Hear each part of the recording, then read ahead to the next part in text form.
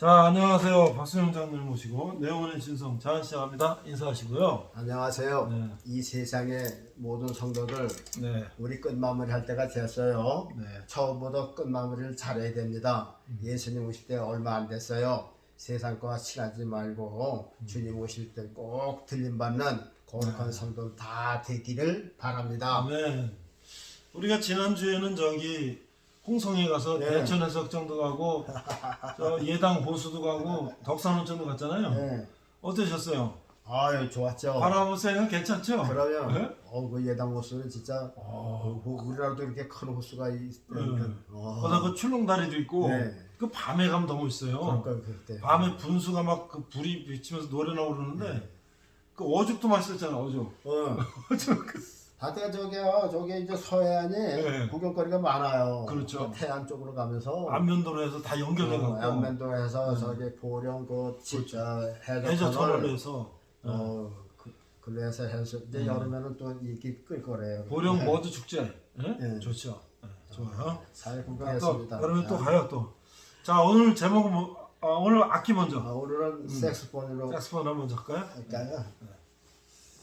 자, 색스폰을 또 오랜만에 들어보겠습니다. 뭐 밤낮은 늘진 않잖아. 뭐 기본 실력이 뭐 있으시니까. 주예수 내 맘의 오사. 참 제목이 좋아요. 예. 주예수 내 맘의 오사. 가사는 전달 안 되지만 그저 곡조 들으시고 은혜 받으시기 바랍니다.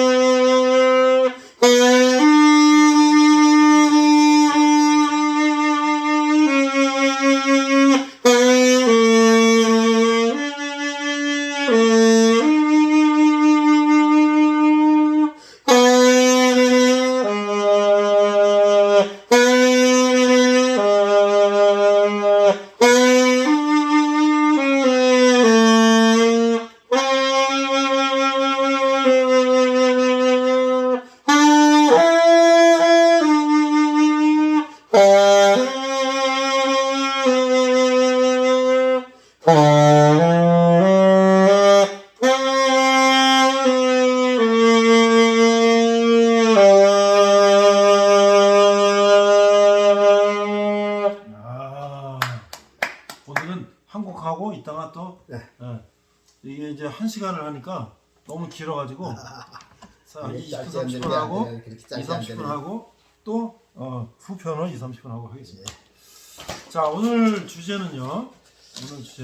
자, 오늘 주제는요. 제가 여러분들에게 소개하는 거는 될 수 있으면 여러분들 교회에서 못 들어본 거. 네. 우리 교회에서 못 들어본 거. 교회에서 설교 시간에 못 들어본 그 성경을 기초로 한 말씀들, 그것을 여러분들에게 소개를 해 드리려고 늘 생각을 하고 있어요. 그래서 좀 색다르다고 하겠지. 그러니까 이해하기가 조금 어려울 거예요. 그래서 여러분들 그거를 듣던 말씀하고 조금 다른 각도에서 이렇게 생각을 하고 들으셔야 이해를 할 수가 있어요. 그래서 오늘은 구원의 처방전이다. 구원의 처방전이다. 그래서 어떻게 해야 이제 바로 구원받느냐, 바로 그래서 처방전을 바로 내려면은 그렇죠. 뭐가 있어야 돼요? 진단해야죠. 진단을 잘해야죠. 그러니까 정확한 진단에서 정확한 처방이 나온다. 요것이 이제 요것도 이제 제목도 되는 건데, 그래서 오늘은 구원의 처방전. 구원의 처방전을 바로 받으려면 구원의 진단을 바로 잡아줘야 구원의 처방전을 바로 받을 수가 있다. 그럼 이 처방전은 누가 하는 거냐? 그게 문제죠. 그렇죠. 그래서 오늘은 이 처방전이라는 것을 중심에서 한번 생각을 해보려고 합니다. 여러분들 저 목사님 병원에 가보셨죠? 그렇죠. 가봤죠. 병원에 그저 감기가 들어도 가야 되고, 그렇죠. 어디 아파도 가고, 허리가 아파도 가야 되고, 그저 뭐 이상해도 가야 돼요. 그렇죠. 그럼 병원에 가면 누구를 만납니까? 의사를 만나야죠. 의사를 만나는 거죠. 의사를 만나는 게 중심이에요. 그럼 의사가 이제 딱 이제 환자가 오면 이제 그 앞에 저 입구에 있던 저 간호사가 백정석 백성석 씨 들어오세요. 그래서 그러잖아요. 그렇죠. 그리고 딱 가서 안녕하세요. 그러면 어서 오세요. 이제 인사하잖아요. 그렇죠. 그러니까 이제 의사하고 마주 앉았으면 의사는 베테랑 의사는 환자들의 얼굴과 눈빛만 봐도 대충은 무슨 병이 좀 있겠다 이렇게 짐작을 한대요. 자기 전문 분야니까. 그렇죠. 그래서 얼굴만 보면은 저 사람 무슨 병이 있구나. 눈 쪽에다 보면 저 사람 무슨 병이 깊었구나. 이거를 다는 맞히지는 않은 거지만 직감을 한다 그 말이죠. 그러나 그거 갖고 진단을 내릴 수는 없는 거죠. 그렇죠. 그러면 반드시 정확한 진단을 내리려면 어떻게 해야 돼요? 검사. 혈압제이죠. 검사해야죠. 혈압제이죠. 그래도 혈압 가지고 안 되면 피도 재세요. 혈액 주사, 혈압 검사. 그러니까 이제 피를 뽑아서 또 검사하면 피를 통해서 여러 가지 병을 알아낼 수가 있잖아요. 그래서 피를 빼서 이제 검사를 하고 또 그거는 이 뼈하고는 또 상관없으니까 엑스레이 찍어요. 엑스레이. 뼈가 이상하다 하면은 엑스레이를 찍어야 할 수가 있어요. 또 정확하게 하려면 MRI 찍어야 돼요. 이런 걸 찍어서 사진에는 나타나는 것을 보고선 종합적으로 의사가 판단을 하는 거죠. 그러면 그 중에서 무슨 병이다 하는 것이 대충 나오죠. 아주 희귀병은 또 잘 못 나와요. 그래서 이제 오진이라는 걸 하게 되는데 그래서 정확한 진단이 나오면은 의사가 이제 환자하고 이제 상담을 하죠. 이런 병이 있는 것 같다고. 그러니까 내가 이 약을 이렇게 처방을 할 테니까 3일만 한 먹어보려는 등, 아니면 한 2주일 먹어보려는 등, 그때 상황 보고 다시 한번 보자고. 이렇게 이제 처방전을 내려주는 거죠. 그래서 이제 처방전과 잘 맞으면은 3일 먹고도 병이 안 오고도 나을 수가 있고, 잘못하게 되면 뭐 몇 번 오고 이제 그래요. 여하튼 병원에 가면 정확한 진단을 하려고 하는 것이 의사고, 그리고 정확한 진단을 해주고서 정확한 진단에 맞춰서 처방전을 내려주는 것이 의사의 소명이다. 이거 육신의 병을 고치는 거예요. 여러분도 병원에 많이 가봤으니까 이해가 되잖아요. 여러분 제가 구약에 보면요, 구약에 보면 그 이스라엘 백성들에게 각종 제도를 주셨잖아요. 그리고 많은 병이 있었어요. 이스라엘 사람이 사는 데는 다 병이 많아요. 이스라엘 백성만 많은 게 아니라 우리나라 사람도 많고 병이 얼마나 많아요. 수백가지 돼요. 그런데요, 많은 병 중에서도 구약 성경에서 제일 무섭게 여기는 병이 문둥병이더라고요. 문둥병. 왜 무서운가 했더니요, 그 중에서도 저 뭐 안진병이도 있고 중풍 걸리는 사람도 있고 혈류병자도 있고 많았잖아요. 막 그때나 지금이나 많이 있어요. 그런데 안진병이는 옮아가는 병이 아니죠. 중풍병자는 옮는 게 아니에요. 개인 한 사람만 그냥 그렇죠. 희생하는 거죠. 그렇죠. 그렇죠. 그러나 문둥병은 어떻게 돼요? 한 사람만 들었다 하면은 자꾸만 옮아간다, 전염이 된단 말이에요. 그러니까 무서운 거예요. 그러니까 이게 한번 병에 들면은 고칠 수가 없어요. 고칠 수 줄 때까지 떨어져서 혼자 살아야 돼. 그런데 거기에 보면 이제 문둥병은 누가 치료를 담당하느냐면 제사장이 담당했잖아요. 그렇죠. 네. 그래서 이제 어떤 사람이 이제 문둥병이 들었어. 그러면 제사장한테서 진단을 받아요. 문둥병의 특색은 이렇게 이 피부에 반점이 생기는 거, 거기에 이제 눈썹이 하얘진다든지 피부에 이렇게 반점이 우묵우묵하고 거기에 이제 털이 나는데 보통 사람들의 털은 검은데 거기에 나온 털은 이제 하얗게 된다든지 눈썹이 하얗게 된다든지 그러면 일단은 이거는 문둥병이다 하고 이제 진단을 내리잖아요. 그리고 이제 딱 목욕을 하게 하고 뭐 거기에 맞는 약을 발라주고 그리고서 7일을 금건해요. 당신 딴 데 가지 말고 7일 동안 딱 여기서만 있어. 그래서 7일 동안 있다 후에 7일 후에 다시 와서 검색을 하죠. 그러고선 이제 깨끗하게 이제 씻고서 이제 7일을 기다렸는데 7일 후에 반점이 없어지면은 일주일 더 있다 이 사람은 정하다 판단을 내려주는 거죠. 그런데 이렇게 목욕을 했는데도 일주일 있다 보니까는 나은 기색이 아니라 더 복발을 했어. 더 성했어. 그러면 또다시 씻기고 또 일주일 감금을 해서 일주일 후에 한 3주, 그러니까 3주 지나가죠. 그 다음에 일주일 있다가 복발했으면 제사장이 뭐라고 진단을 내느냐면요. 부정하다. 이건 문둥병이다. 이렇게 진단이 나오는 거예요. 그러면 그게 이제 진단을 했으니까 처방전은 뭐예요? 별거 없죠. 격리하는 거죠. 격리하는 거죠. 그렇죠. 그러니까 이제 떨어져 사는 거예요. 그러니까는 그때 이제 처방전을 받은 사람은 문둥병자는 어떻게 되죠? 머리를 가리우고 부정하다, 부정하다, 나는 부정하다 하고 외치면서 이제 홀로 사는 거죠. 그 홀로 산다는 게 말이 그렇죠. 보세요. 사랑하는 가족 떠나가야 돼요. 동네 떠나가야 돼. 산속에서 혼자 살아야 돼. 죽을 때까지. 그게 문둥병이에요. 그래서 문둥병은요, 한 가지 말하자면 죄와 관계가 된 거예요. 그래서 죄는 전염성이 있어요.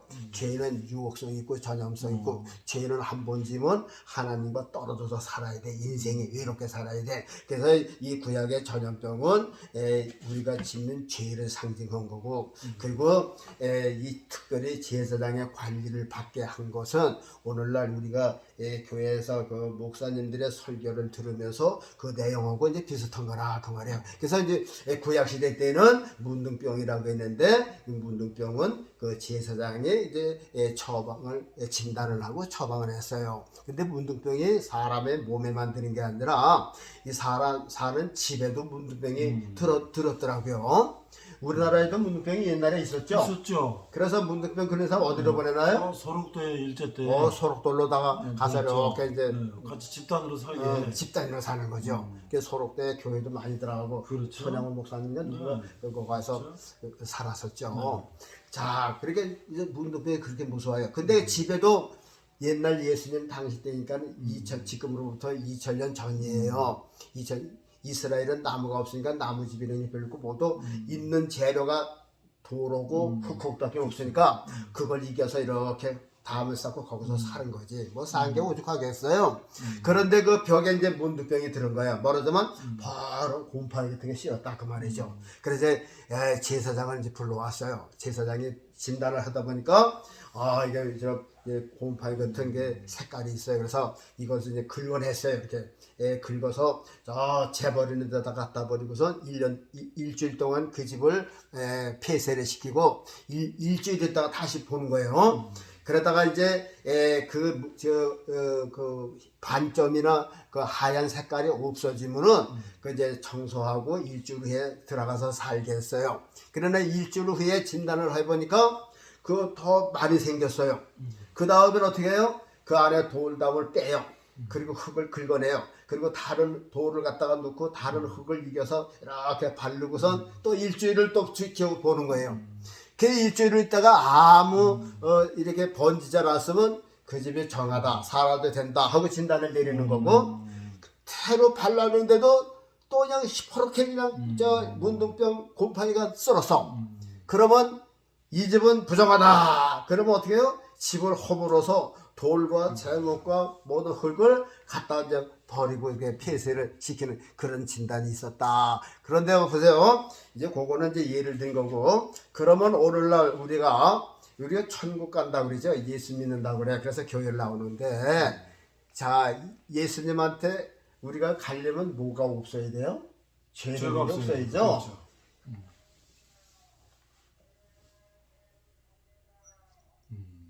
잠깐만 이거 중단하세요. 네.